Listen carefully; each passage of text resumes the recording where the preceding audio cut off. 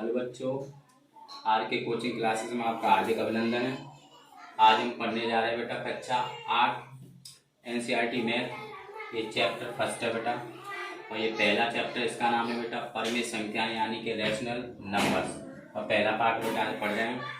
इसे पढ़ने से पहले बेटा कुछ इसका परिचय यानी इंट्रोडक्शन आपको देंगे, ताकि बेटा इस प्रश्नावली को तुम आसानी से समझ जाए और पहले चैप्टर को बढ़िया तरह से समझ जाए। ठीक है बेटा, तो इसमें कुछ चीज़ें जो जरूरी चीज़ें मैंने ली हुई हैं, कुछ पॉइंट हैं जिनके द्वारा आपकी प्रश्नावली में अच्छी समझ में आएगा।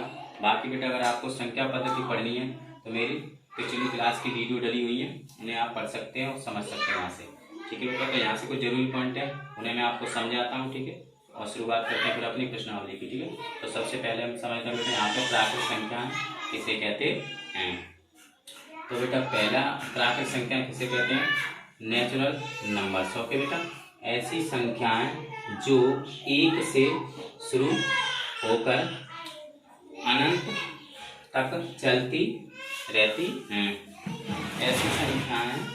ऐसी संख्याएं जो एक से शुरू होकर अनंत तक चलती रहती हैं उन्हें प्राकृत संख्याएं कहते हैं। ठीक है, तो देखो बेटा कौन सी होती है प्राकृत संख्याएं जो एक से शुरू होकर अनंत तक चलती रहती हैं, उन्हें हम प्राकृत संख्याएं कहते हैं। ठीक है बेटा, तो ऐसी संख्या बेटा कहाँ से शुरू होते हैं? एक से शुरू होते हैं। और ये देखो इस प्रकार बेटा डॉट डॉट में लगाए, इसका मतलब बेटा इन्फिनिटिव माने अनंत। और ये बेटा हमारे अनंत का चिन्ह होता है। ठीक है, इससे हम दर्शाते हैं कि ये संख्या कहाँ तक चलती रहती है?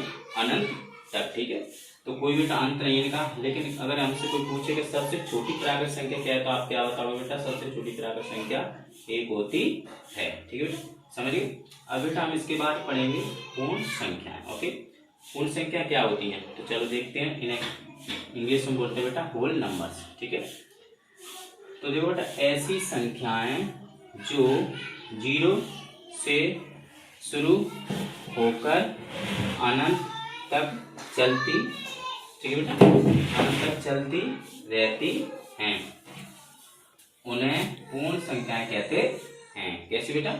ऐसी संख्याएं जो 0 से शुरू होकर अनंत तक चलती रहती हैं उन्हें पूर्ण संख्याएं कहते हैं। ठीक है बेटा, तो ये संख्या कहाँ से शुरू होती है बेटा? 0 से। कहाँ से बेटा?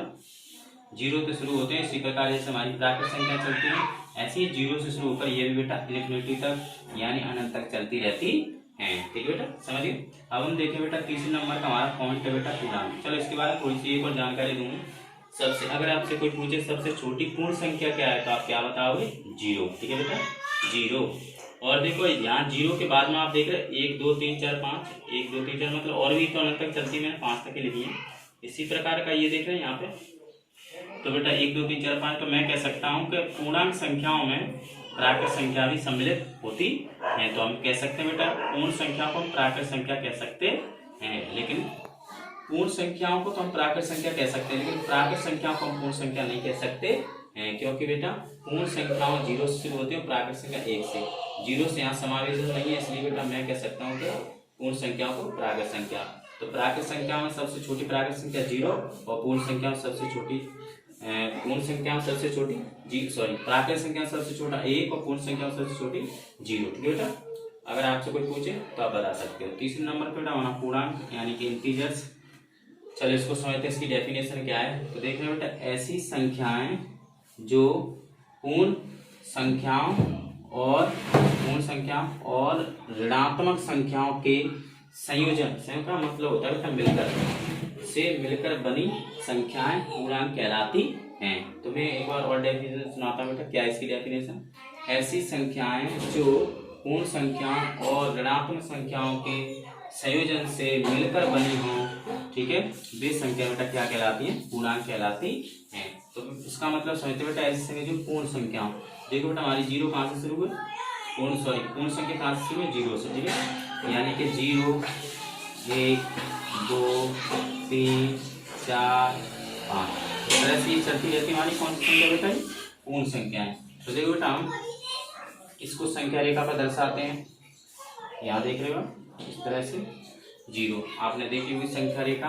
तो हमने क्या डेफिनेशन है, तो पूर्ण संख्याओं और प्लस बेटा ऋणात्मक संख्याओं। इधर बेटा हमारी -1 -2 -3 और -4 और भी हम आगे बढ़ा सकते हैं।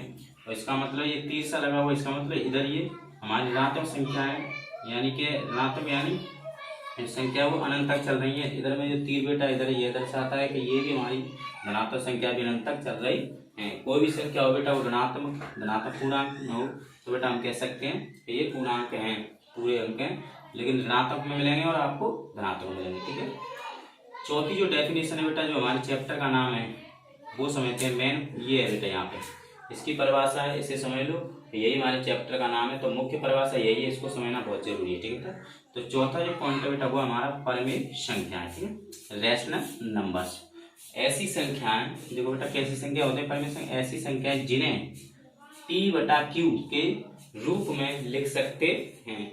ऐसी संख्याएं जिन्हें p/q के रूप में लिख सकते हैं, उन्हें परिमेय संख्याएं कहते हैं। तो कैसी संख्या है बेटा के जिन्हें हम p/q के रूप में लिख सकते हैं।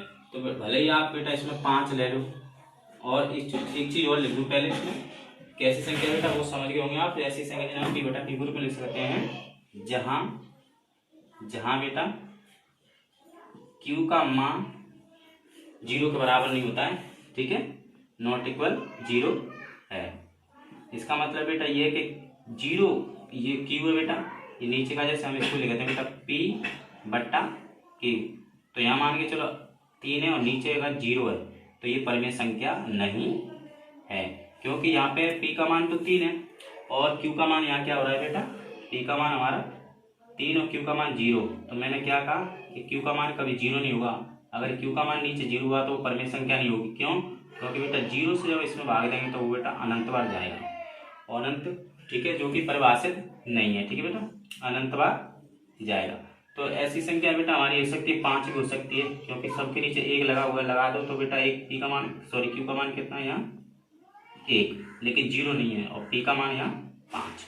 ठीक है, और भी उदाहरण कोई भी संख्या ले लो आप, 6 लो, 7 लो, ठीक है, 1/2 लो, है ना, 5/6 लो, 11/18 लो, कोई भी संख्या लो। ठीक है, 10/15 लो, कोई भी संख्या लो। कहने का मतलब ये है बेटा मेरा प्राकृत संख्या है, पूर्ण संख्या है, पूर्णांक संख्या है, सम संख्या है, विषम संख्या है, भाज्य संख्या है, अभाज्य संख्या है, सहभाज्य संख्या है, जितनी भी संख्या है सब बेटा परिमेय संख्या है। बस ऐसी संख्या जिन्हें हम p/q के रूप में नहीं लिख सकते हैं वो होती है हमारी अपरिमेय संख्याएं।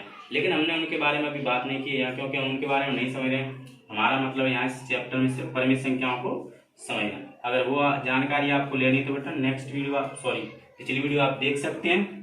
तो बेटा ये समझ में आ गया परिमेय संख्या कैसी होती है जिन्हें हम p/q के रूप में लिख सकते हैं। वो चाहे -q बेटा इस प्रकार की ना, वो भी एक परिमेय संख्या है 4/5।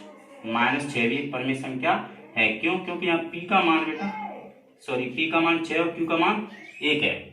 ठीक है, 0 नहीं है, इसलिए 0 नहीं हो सकता है। वो सारी संख्या कैसी होंगी बेटा, अगर q का मान 0 नहीं है वो सारी संख्या हमारी क्या होंगी, परिमेय संख्या। चलो अब कुछ इसके बाद हम देखते हैं बेटा आगे का गुण, समृद्ध गुण समझेंगे। इसके बाद फिर बेटा हम सहचार्य का गुण है, क्रम विधि में सारे गुण समझते जाएंगे, आगे बढ़ते जाएंगे। और ऐसे करके बेटा धीरे धीरे समझाएंगे तुम्हें।